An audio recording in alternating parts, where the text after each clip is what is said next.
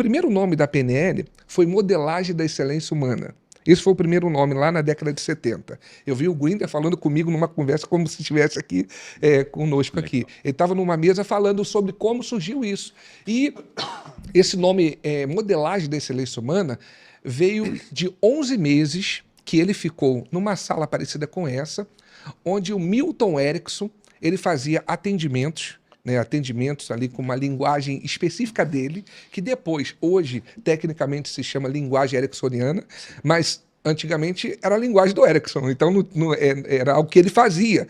E o Grinder fizeram um combinado que o Grinder ele era um professor linguístico, professor universitário, e ele visualizou um atendimento do Erickson, e aquilo dali chamou muita atenção.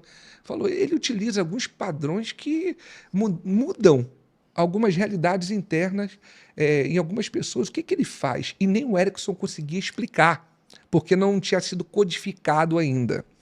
E aí o Grinder pediu ao Erickson para poder acompanhar alguns atendimentos. E o Erickson morava numa chácara onde tinha aquelas chácaras antigas lá nos Estados Unidos, e onde tinha o local onde ele morava, e do lado, no mesmo local, tinha um outro ambiente, que era uma sala de atendimento. As pessoas iam para lá para serem atendidas pelo Erickson. Isso o Grinder mesmo falando.